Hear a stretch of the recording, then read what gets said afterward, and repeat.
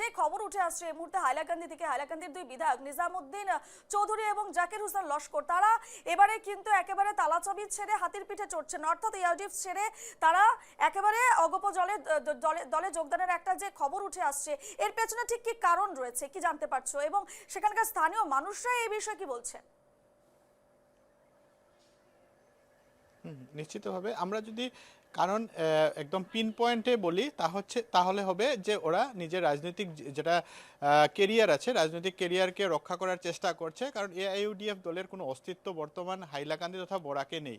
তাই নতুন একটি দলে প্রবেশ করতে চাইছে নিজামুদ্দিন চৌধুরী এবং বিধায়ক জাকির হোসেন লস্কর। তাদের এখন টার্গেট হচ্ছে অগপতে যোগদান করে আগামী নির্বাচনে 26-এর নির্বাচনে তারা প্রতিদ্বন্দ্বিতা করার।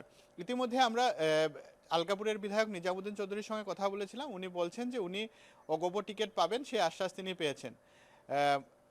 ইন্টারেস্টিংলি দেখা যায় যে অনুরূপ কথা বলছেন হাইলাকান্দির বিধায়ক জাকির হোসেন লস্করও। উনিও বলছেন যে অতুল বোরা, যিনি অসম গণ পরিষদের সভাপতি, ওনার সঙ্গে ওনার কথা হয়েছে, তিনি অসম গণ পরিষদের টিকিটে এবার আলগাপুর কাটলিচড়া আসন থেকে প্রতিদ্বন্দ্বিতা করবেন। তাহলে দুজনের কথা থেকে এটাই বোঝা যাচ্ছে যে তারা অসম গণ পরিষদে যদি তারা প্রবেশ করেন বা তাদের এন্ট্রি হয়, সেটা সম্পূর্ণভাবে রাজনৈতিক কেরিয়ার এটাকে রক্ষা করার জন্য এবং আগামী নির্বাচনে প্রতিদ্বন্দ্বিতা করার জন্য।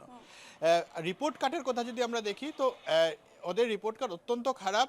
কোনো একটা যদি ওপেন সার্ভে করা হয় সেখানে 10 জন লোকও আপনি খুঁজে পাবেন না যেখানে জাকির হোসেন লস্কর বিধায়ক হিসাবে সফল বলেন বা নিজামুদ্দিন চৌধুরীকে একজন সফল বিধায়ক বলার লোকই আপনি খুঁজে পাবেন না। নিজামুদ্দিন চৌধুরী 10 বছর থেকে আলগাপুর সমষ্টির বিধায়ক রয়েছেন এবং জাকির হোসেন 2021-এ নির্বাচিত হয়েছিলেন এবং বর্তমান অবধি উনি হাইলাকান্দির বিধায়ক রয়েছেন। দুজনের রাজনৈতিক কেরিয়ার রীতিমতো একটা বলতে হবে যে একটা স্ট্রাগলে ছিল। সেই স্ট্রাগল থেকে বেরিয়ে আসার জন্য অগপ দলে যোগদান বা হাতির পিঠে ওঠার চেষ্টা করছেন। স্থানীয় যেগুলো জনগণের সঙ্গে আমরা কথা বলেছি তারাও অনুরূপ কথা বলেছেন। তারাও বলছেন যে যেটা রাজনৈতিক কেরিয়ার ওদের প্রায় ধ্বংসের পথে ছিল, সেটাকে একটা নতুন দিক দেওয়ার জন্য, নির্বাচনের প্রতিদ্বন্দ্বিতা করার জন্যই তারা বর্তমান অসম গণ পরিষদের যোগদানের কথা বলছেন। এবং এটা ঠিক যে 2-1 দিনের মধ্যে তাদের যোগদান পর্ব অনুষ্ঠিত হবে, কারণ মুখ্যমন্ত্রী এই কথার ইঙ্গিত দিয়েছেন সুনাইর বিধায়ক করিমউদ্দিন লস্করের সঙ্গে হাইলাকান্দির এবং আলগাপুরের বিধায়কের যোগদান হবে, সে কথা মুখ্যমন্ত্রী ইতিমধ্যে ইঙ্গিত দিয়েছেন।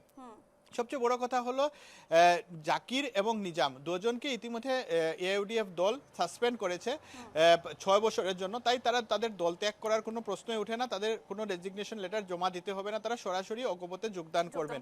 কিন্তু ইন্টারেস্টিং কথাটা এইটাই যে অসম গণ পরিষদে তারা যোগদানের পরে তারা কাকে টিকিট প্রদান করা হয়, জাকির না নিজামের দিকে অগপ দল যায় এবং টিকিট প্রদান করে, সেদিকে সে জিনিসটা দেখা লক্ষণীয় হবে। সঙ্গে তারা কি টিকিট আদৌ যদি না পান তাহলে তারা কি করবেন? দুজনের মধ্যে একজন টিকিট পাবেন, তো একজনের কি পদক্ষেপ হবে? উনি কি আবার নির্দল হিসেবে নির্বাচনের প্রতিদ্বন্দ্বিতা করবেন বা ওনাদের পদক্ষেপ কি হবে? এটাই দেখার বিষয় যে একটি আসন আছে আলগাপুর কাটলিচড়া এবং বলতে গেলে বর্তমানের হাইলাকান্দি জেলার 3 বিধায়ক নিজামুদ্দিন চৌধুরী, জাকির হোসেন লস্কর এবং সুজামুদ্দিন, যিনি কাটলিচড়ার বিধায়ক, উনিও একই আসনে প্রতিদ্বন্দ্বিতা করার সম্ভাবনা রয়েছে।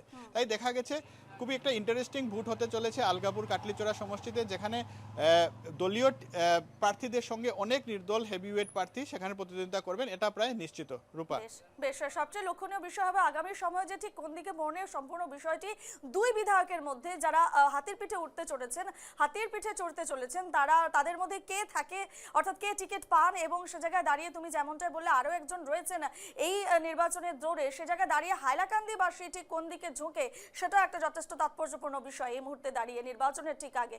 এই মুহূর্তে তোমাকে ধন্যবাদ জানাচ্ছি নীলোৎপল।